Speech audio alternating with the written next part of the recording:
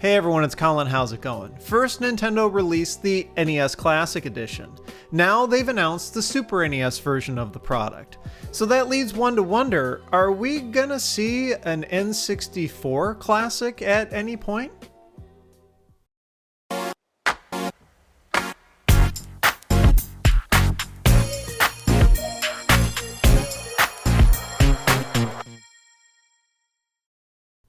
So this topic came as a suggestion from one of my Twitter followers, and it's actually something that I've been kind of thinking about for a while myself.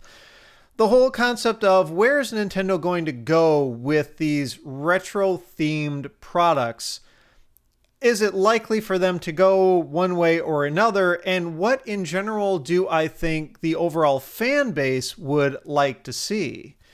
The NES Classic kind of came out of nowhere. I don't think anyone was really asking for something like that. It seemed to surprise a lot of people. I remember being surprised at the news and a bit excited, but also a little bit, I don't want to say scared, but a little apprehensive about what that product might be, how it might work, and whether it would actually be a net benefit to Nintendo and gaming in general. And, without getting into the topic too much, again, because I've talked about this a few times before, although it is a topic that everyone loves to get worked up about, it seems. The way Nintendo handled the NES Classic didn't really win them any favors, although the product itself is excellent. I can't really find much fault with the product itself. There is lots of stuff that people wish it did. They wish you had the ability to put more virtual console titles on it, that sort of thing. But I think for what that product, was designed to be and what Nintendo delivered on, it really couldn't have been a whole lot better. And it's seeming like the upcoming Super NES Classic is going to be pretty much the same thing. I've done a podcast topic about that one. If you're interested, I'll include a card up above so you can check that one out. Basically, it's pretty much the same concept as the NES Classic. The same format, the same, kind of a decent mix of games. You get miniaturized, kind of style of the hardware, although it really just runs on Linux, which is something we'll get to in just a moment. It's just continuing on with the same. So there's been talk, and I think kind of a lot of just brainstorming, people coming up with ideas as to where can Nintendo take this concept. And then, of course, debate as to whether Nintendo should continue on with this concept. So let's start with where Nintendo could take it. The N64, for me, I think, is a pretty obvious choice. And I think it's an obvious choice for a lot of people. The N64 by no means was Nintendo's most popular console. The Super NES just sold so many more than the N64 did. But the 64 was really a very solid console in its own right. And in some ways, I feel like it was a major evolution for not just Nintendo, but gaming in general. I mean, what the N64 brought and actually what the PlayStation brought to the table, that respective generation, I think those are the two consoles that really pushed gaming in a new direction. And I think to do a classic version of the N64 would be a nice nod to that console. Maybe one that Nintendo hasn't really paid a whole lot of attention to, since. It seems like they've really kind of stuck to the 8-bit, 16-bit kind of era, even in what titles it offers in the Virtual Console. I haven't seen a whole lot of nod from Nintendo to the N64 era. In some ways, maybe it's too soon. Maybe they just want to wait for some more time to have passed before they get into that. But at the same time, the N64 is from the mid-1990s. So it's over 20 years old. And I think it's ripe. I think we're getting very close to that time when we can see a major resurgence in, appreciation and love and curiosity about the N64. So what would an N64 Classic entail? Obviously, it would be kind of the same idea of, a small version of what the console looks like. And it would likely run Linux just like the previous two classic consoles do. They just run all the games in emulation. It really just plays ROMs. From a technical perspective, there isn't a whole lot of difference between, say, the NES Classic on the inside and like a Raspberry Pi running something like RetroPie. There's not a whole lot of difference there. And that's, I think, partially why the NES Classic and Super NES Classics are so relatively inexpensive. Nintendo's cost to build those has got to be very low. But, the N64, while it was a major leap ahead in its time in terms of capability and, graphics horsepower and all of that, it's still just trivial to play those games now. With what we have available now, even with that Raspberry Pi class kind of hardware running on an ARM processor and a small amount of RAM, those can play N64 games pretty easily. So in some ways, I think it'd be kind of a continuation of the same. Nintendo would pick maybe a dozen to 15 titles that it felt were, the best of the era. Unfortunately, I think there would be a decent number of titles that were really good for the N64 that won't make it just due to licensing reasons, or for other reasons. I would put Conker's Bad Fur Day up there as one of the most interesting games for the N64. I wouldn't call it necessarily the best game for the N64, but it was very interesting and it was hilarious. At least it was, way back when it came out, and I saw it for the first time. I was just laughing my head off as I watched gameplay of that game. Obviously, it probably wouldn't make it on there simply because of licensing reasons. I don't think, Rare originally wrote it, and I believe Microsoft bought Rare, so Microsoft owns the Conker intellectual property. Somebody correct me if I've got that wrong or if things have changed and I'm just out of date. But yeah, I don't think Microsoft or whoever owns it now would necessarily want to, license that out to Nintendo.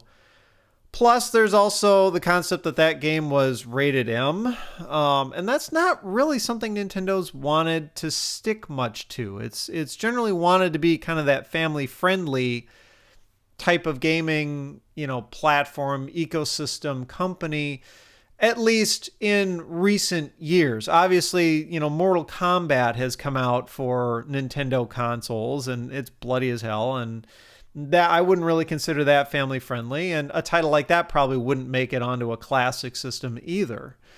Even if they could get the licensing, I think modern day Nintendo simply wouldn't want to go there. But there are plenty of other titles, even outside of the Mario, intellectual property. Of course, Mario 64 and Mario Kart would just have to be on there, especially Mario Kart, because Mario Kart 64 was a great title. It was a big push, I feel, in terms of graphics, as was Mario 64 itself, which, as I've talked about previously, is my favorite console game. So for me personally, they could release an N64 Classic and put one game on it, Mario 64, and I'd be in line to buy it, because I would love to have just a quick, easy, convenient little way to plug something like that into an HD TV and use like an original, size and shape controller without having to cobble a bunch of stuff together. I know I could do it, but I think it'd be really fun to just have something like that. But throw another dozen or so games on there with it, and I think it would sell. I definitely think it would sell. Just like, it's clear that the NES Classic sold, and the Super NES Classic, which hasn't come out at the time I'm filming this, I'm sure it's just going to go insane. And I think the N64, it's about time for that. There are some things that Nintendo could do a little bit different. And part of that is due to the way the N64 worked originally. Super NES came with 2 controller ports on the front. And interestingly enough, the Super NES Classic is coming with 2 controllers in the box. Which is a departure, because the original NES Classic came with 2 controller ports on the front, but it only had 1 controller in the box, and you had to buy a second one if you wanted it separately. So that, the Super NES is including both controllers right off the bat is a nod to local multiplayer, and I'm pretty sure the one reason why Nintendo's doing that is because they're including Mario Kart. But the N64 has 4 controller ports on the front. How would they handle that? And would they even include any games that could support 4 players? I'm not sure that they would. I don't think they want to delve too deeply into the Mario IP. They don't want to rely on it too much. I mean, there were a lot of Mario titles out by the time we got to the N64 era. And I'm just not sure Nintendo would want to turn a console like that into a Mario machine. You know what I mean? I think they'd want a little bit more diversity in terms of the titles. So I'm not entirely sure that 4 controller ports would even be necessary on a console like that. But 2 controller ports definitely would. Would they include 2 controllers in the box? I don't know. They may not if they were to do a console like that, simply because, the other big difference going from the Super NES to the N64 era, other than the actual graphics capability, was there was a major evolution in the gaming controller. I mean, it was a mild revolution between the NES and the Super NES. It was really just the addition of buttons. But the N64 included an analog stick for the first time and a trigger button on the back in addition to shoulder buttons. And the C button was broken out into 4.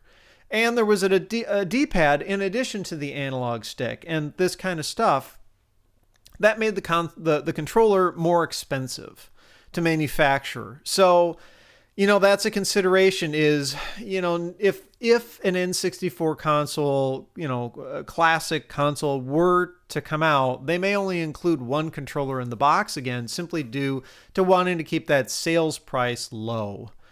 I don't think they'd be able to get away with selling one of these classic consoles for more than $100. And I think even $100 itself would be pushing it. $80 is kind of getting there, with the Super NES. The saving grace with that one is it includes both controllers, so there's this perception of, well, you're getting a better deal. But if they tried to do $100 for an N64 with just 1 controller, I'm not sure that would fly.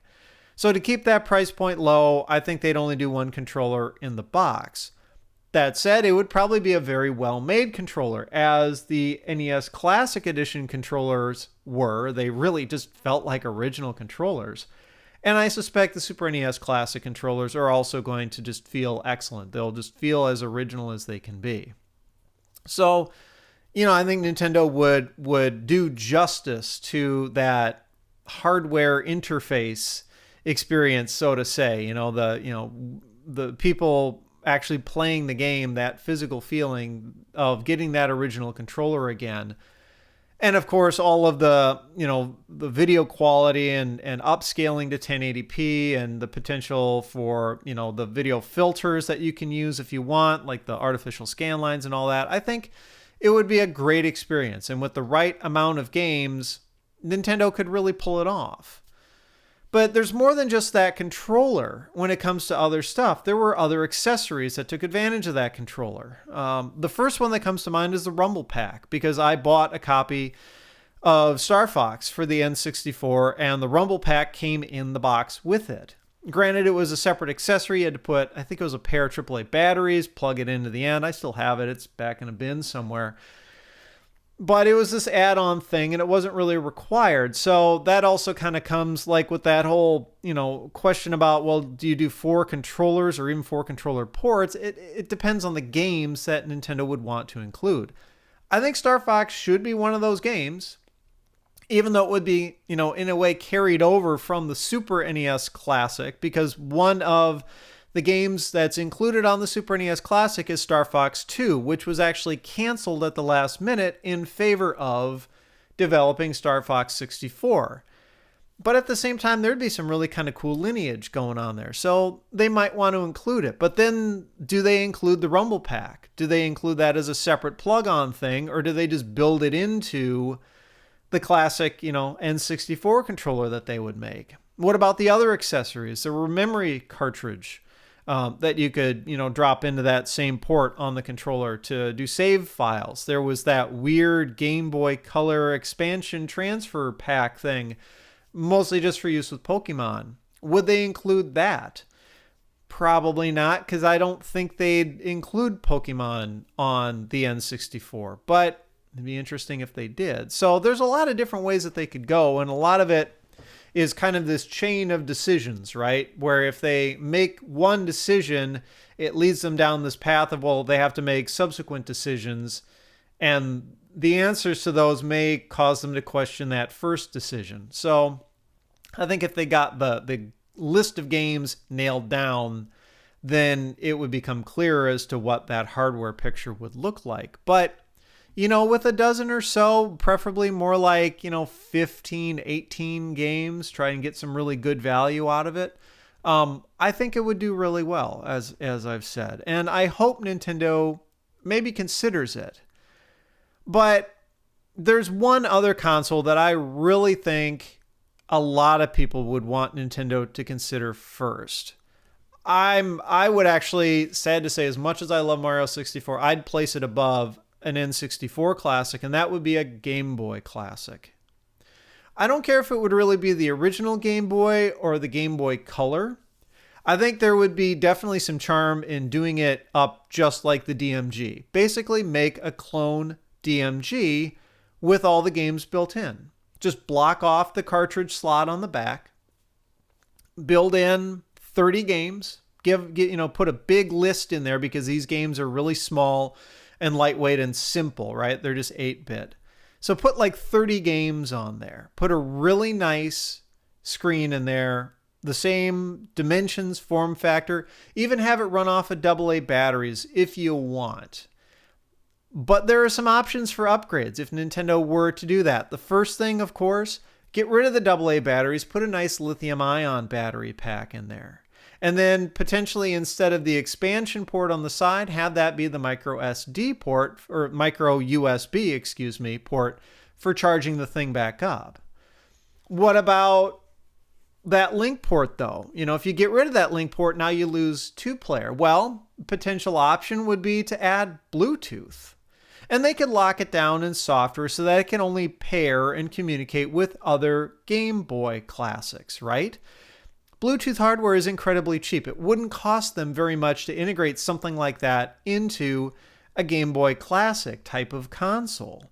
And that would be really cool because you'd still have the ability to do the 2-player games. I remember as a kid, I never had a Game Boy when I was growing up, but I'd be like on the bus for elementary school and we'd be going to a field trip and there'd be a few of my classmates who had Game Boys. And one of them would bring the link port. And I'd remember going like head-to-head Tetris or whatever with them. I'd get a few minutes of time on that console. That would be really cool to do that again, especially over like a new technology like Bluetooth. They'd have the option, of course, and this would be the really big one, to improve the screen. Do you think anyone nowadays would accept the relatively low quality screen that came in the DMG? Back then it was fine because people were used to crappy LCDs and the console itself was pretty inexpensive. Nowadays, high quality LCDs as a part cost are very inexpensive. So I think it would be a fantastic opportunity for Nintendo to drop in like a really nice backlit active matrix screen. Get rid of the ghosting, have nice perfect black pixels instead of that weird blue, none of that crazy like murky, yucky, green looking reflective crap. Just a really nice, clean, white backlight, black pixel, active matrix LCD. And you know what? If Nintendo wanted $80 for a console like that, they could easily get it. And again, I don't think it would cost them a ton of money to make. Especially if they pick the right games or licensing costs were low and they picked the right parts. If they could go with commodity, if they could find like a commodity LCD screen that would just drop in and work, that would save them a ton of money. I think they could really do it. And you know what? They'd sell a ton of them. I really think they'd sell a ton of them. So SNES Classic is in some ways kind of like a turning point. After this, where do we go? Is Nintendo going to continue on with this kind of, feeding the nostalgia type of angle where they're splitting their product lineup, I guess, where you can see they've got this modern product lineup with the whole 3DS family and Switch, and then they've got this retro product lineup that, they don't sell all the time, they don't sell continuously, but they periodically come out with, maybe one console a year, something like that. N64 Classic would be huge, and I would absolutely love to see one of those, and it would be super easy for Nintendo to do. Game Boy Classic would be another one. Maybe not quite as easy for Nintendo to do. The parts cost would be a little bit higher, but it would really make a lot of people happy. That, of course, though, generates the question of, should Nintendo even continue? And this is really more of a philosophical question than anything. From a business perspective, absolutely. Nintendo would be stupid to stop making consoles like that, from a business perspective. Because it's clear that Nintendo sells every single one of those that it makes, right? It sold every NES Classic. It's not like there are a bunch of them sitting in a warehouse or that they ended up on the clearance shelf at the store. They sold, and they sold right away. The Super NES Classic is going to be the exact same thing. Even with Nintendo promising that they're going to make more than they did of the NES Classic, all of those, every single one of them is going to sell. The pre-orders are going to sell out. There's going to be massive lines of people waiting for it. So from a business perspective, an NES, like a N64 Classic, a Game Boy Classic, whatever else comes after that, they absolutely should do. But it kind of brings us back to that whole discussion and argument about how Nintendo has handled these classic consoles so far. I think they really botched it with the NES Classic, with the whole limited quantities thing, and not really telling people from the beginning that it was going to be a limited quantities thing and that they would eventually discontinue it before everyone even got one. I think the same thing, there's going to be a lot of unhappy people stemming from the Super NES Classic, even though Nintendo is being much more upfront now, talking about, yes, this is a limited time thing. They've basically said they're only going to be selling them from September of 2017 until the end of the year. And they haven't said anything about 2018 sales. And their silence, I think, means quite a bit. I think that means there are not going to be any 2018 sales. They say they're going to make more of them. How many more? It's still probably not going to be enough. So, are people really going to want to continue to go through that for every console iteration, that Nintendo decides to do, especially if they did a Game Boy Classic, which I think would sell more than an N64 Classic? Are people going to get fed up? Are we going to finally see people say, no, you know what, Nintendo, screw you. I'm tired of being disappointed. Is it worth it for Nintendo to continue to go down that path, to continue to make these consoles, if it's ultimately just generating ill will against them?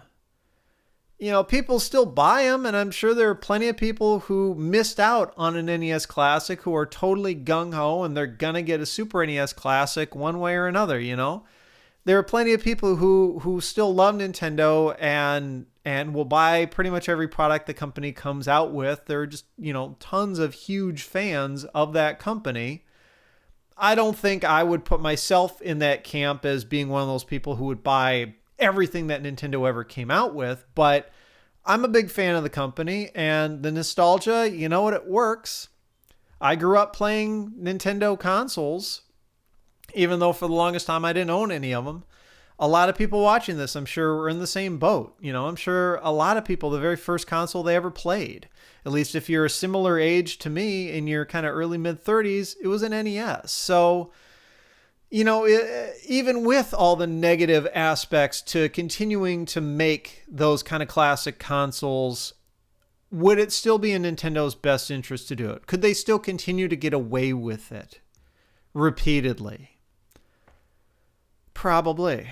Sad to say. And I say that I'm sad to say that because I don't like when companies kind of mess with people like that. The limited quantities game is completely artificial, and it's just to drive demand and it's to drive hype. And I think a company's products themselves should be the thing that does that. The company shouldn't have to lean on marketing kind of gimmicks, or games or, psychology kind of stuff to get people to want to buy it. The product should be strong enough to stand on its own and get people's attention, to have them line up at the store and go, you know what? I want one of those. Not because the marketing preyed to my nostalgia, because I remember that as a kid and I want one now, but rather because that's a kick-ass piece of equipment. That's a kick-ass piece of tech. And that's why I want one. I wish it would just stick to that instead of these marketing kind of games. Because I think they'd continue if Nintendo kept making these consoles. I don't know. I can see all sides of this one, and I don't think there's an easy or good answer. Nintendo would say, well, if you could get them to admit that they were playing these marketing games, I'm sure they'd say something like, well, it's if we kept these available all the time, if we made as many as people wanted to buy, it would just kind of cheapen the brand. I could maybe understand that in some ways, in that, you look at like what's happened to Sega. Sega obviously got out of the hardware game. After the Dreamcast, they're like, no, screw it, we're done with hardware. But that doesn't mean that was the last of Sega hardware that the world ever saw. The company just started licensing out its name. And we've been seeing tons and tons of like clone Genesis consoles coming out, available at retail. I walk past the video game aisle at Target, and I see these, like at games type of consoles. And some of them just have all the games built in. Some of them are even capable of playing original cartridges. And they're like 20, 30, 40 bucks. I mean, they're very basic. It's just composite video out. They're just running a system on a chip kind of a thing. Really, really low end, very cheaply made. And they're just ubiquitous everywhere. And I hardly ever see any of them buy them. And they just sit there and the boxes gather dust. And that's why I think Nintendo does this limited quantity game. And why continuing to do that limited quantity game, it prevents Nintendo from looking like they're not selling stuff, which they don't want to do. But, it also, I think, keeps things fresh. Because they're doing, they're dropping the new console, and it's the big thing for a while, and then it's done. And then that lets them build up to the next thing. Instead of they drop this console and they just keep restocking, and people see them in the stores, all the time, and it gets stale in people's minds, I guess, is maybe one way to put it. They're just always there. So maybe they're not that great of a product instead of continuing to fly off the shelves. I don't know. This ended up turning into a bit of a rant and diversion from the original topic, and I'm sorry, but I think this all plays together. Whether Nintendo would even make an N64 Classic, I think a lot of it comes down to how things continue to go in the community with the consoles that Nintendo has already made. And whether it feels like continuing that path is worth it, ultimately. There's plenty of other consoles out there, non-Nintendo ones, that I think should get this treatment.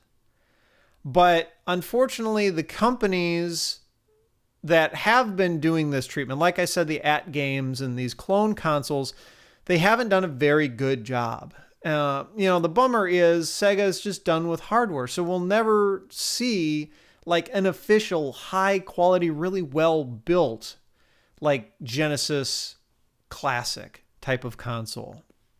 I was thinking another fun one would be like the Game Gear. Do up the Game Gear the right way. Put the really good quality screen in the Game Gear. Put an internal, lithium ion battery in it, because bad battery life was just a major problem with the Game Gear. You know, they've got such a good option and opportunity for making the console better than it even originally was. It's like a do-over in a way.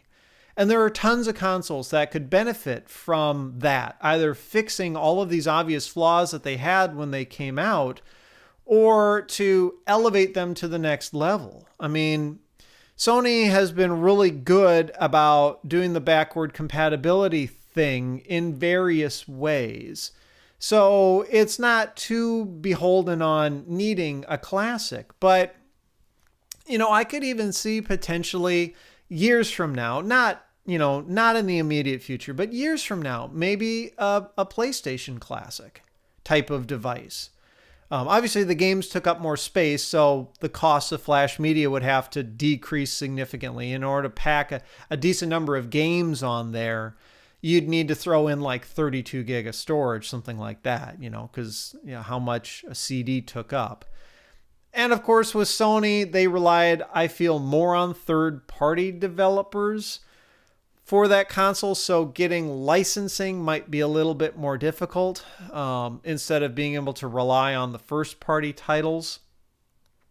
But, overall, I think because of the level of technology that we have today and how relatively simple a lot of these older consoles were, if you could just get the right people to build them, there could be some excellent options for future kind of small all-in-one classic type of consoles.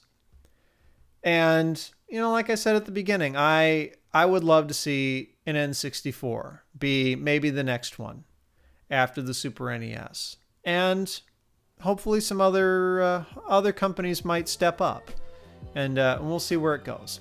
So, I am, of course, curious as to your thoughts. What do you think? N64 Classic, good idea, bad idea? What kind of games would you want to see on that list?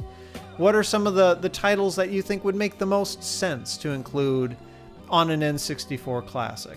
Same thing about the Game Boy Classic. Would you want to see one of those? I have a feeling a lot of people are going to be like, hell yeah!